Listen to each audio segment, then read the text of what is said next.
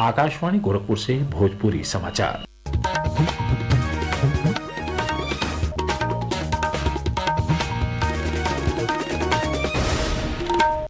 नमस्कार, समाचारों के साथ हैं हम वेद प्रकाश पाठक।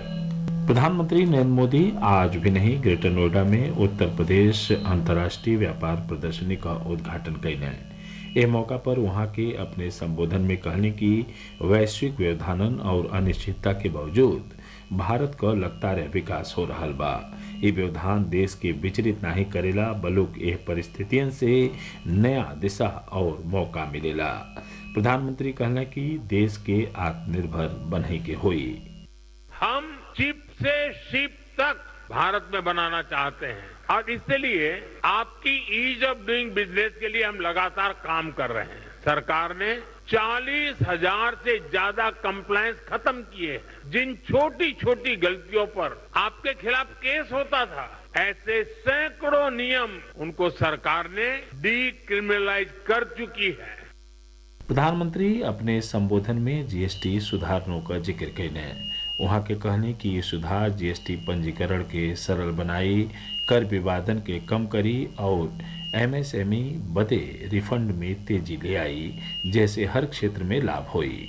इस मौका पर प्रदेश का मुख्यमंत्री योगी आदित्यनाथ प्रधानमंत्री का स्वागत कैने और कहने कि ऐतिहासिक अगला पीढ़ी का जीएसटी सुधारन के लागू भइले के बादे ये प्रधानमंत्री का प्रदेश का पहला यात्रा हो। प्रदर्शनी वाली जगह पर प्रधानमंत्री कई गो स्टालन का निरीक्षण कैले और ओइजा उपलब्ध उत्पादन के बारे में जानकारी लेने। राष्ट्रपति द्रौपदी मुर्मू आज मथुरा जिला के वृंदावन धाम पहुंचलें। ओइजा वहां के अपने परिवार के साथे प्रसिद्ध ठाकुर बाके बिहारी मंदिर में दर्शन पूजन कैनी। हमारे संवाददाता बतौने कि राष्ट्रपति दिल्ली के सफदरगंज रेलवे स्टेशन से विशेष ट्रेन से वृंदावन रोड रेलवे स्टेशन पहुंचने। प्रदेश सरकार में मंत्री लक्ष्मीकांत चौधरी स्टेशन पर उनका स्वागत कैने। अपने एक दिन के दौरा में राष्ट्रपति कई गो और प्रमुख मंदिरन में दर्शन पूजन कैनी। प्रधानमंत्री नरेंद्र मोदी की अगुवाई में सरकार सेवा और सुशासन के मंत्र से प्रेरित होकर बदलाव प्रगति ले आवे बदे अथक कोशिश कर रहा हो।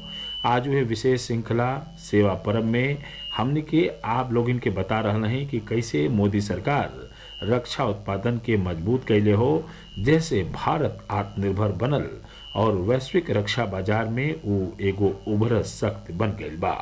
रक्षा उत्पादन में आत्मनिर्भरता नरेंद्र मोदी सरकार की सबसे महत्वपूर्ण प्राथमिकताओं में से एक है। ऑपरेशन सिंदूर के दौरान मेड इन इंडिया की ताकत देखने को मिली। प्रधानमंत्री मोदी ने आत्मनिर्भर भारत के महत्व पर जोर दिया। ऑपरेशन सिंदूर में देखा मेड इन इंडिया की कमाल क्या थी। दुश्मन को पता तक न चला कौन से शस्त्रास्त्र है, ये कौन सा सामर्थ्य है, पलक भर में उनको नष्ट कर रहा है। सोचिए, अगर हम आत्मनिर्भर न होते, क्या ऑपरेशन सिंदूर इतनी त्वरित गति से हम कर पाते? प्रधानमंत्री मोदी के कार्यकाल में वार्षिक रक्षा उत्पादन 2024-25 में 1,50,000 करोड़ रुपए से भी अधिक के सर्वकालिक उच्च स्तर पर पहुंच गया, जो 2014-15 के मुकाबले 3 गुना से भी ज्यादा है। मेक इन इंडिया भारत की राष्ट्रीय सुरक्षा का एक अनिवार्य घटक है। इसने ऑपरेशन सिंदूर के दौरान पाकिस्तान और पाकिस्तान अधिकृत कश्मीर में आतंकवाद के खिलाफ भारत की प्रभावी कार्रवाई में भी महत्वपूर्ण भूमिका निभाई थी।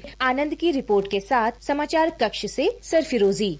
बीतल 22 सितंबर से लागू अगला पीढ़ी के जीएसटी सुधारन के नाते कई गो सामान और सेवा पर कर का दर कम भइले से लोगिन के ढेरे राहत मिलल बा। एगो रिपोर्ट। सरकार लकड़ी, पत्थर और धातु से बनल मूर्तियन पर टैक्स दर के 12% से घटा के 5% कर दिले हो। टैक्स में कमी से पेंटिंग, हाथ से बनल मोमबत्ती, लकड़ी से बनल सामान और माटी या टेराकोटा से बनल बर्तन सस्ता भइल बा, जेकर लाभ गहकिनी के मिल रहल हो। यही तरियन सूती और जूट से बनल हैंडबैग और शॉपिंग बैगों पर टैक्स दर के 12% से घटा के 5% कर दिहल गईल बा, जैसे यह सामानन के खरीदारियों में बढ़ोतरी दर्ज कईल गईल हो। त्योहारिन के मौसम में हस्तशिल्प क्षेत्र में सुधार से जहां गहकिनी के फायदा मिल रहा हो, वहीं ये क्षेत्र में कारीगरों का आजीविका बेहतर भइल हो। आकाशवाणी दिल्ली से दृष्टि पुनियानी और सौम्या शरण के रिपोर्ट के साथ है समाचार कक्ष से प्रेमचंद्र गुप्ता।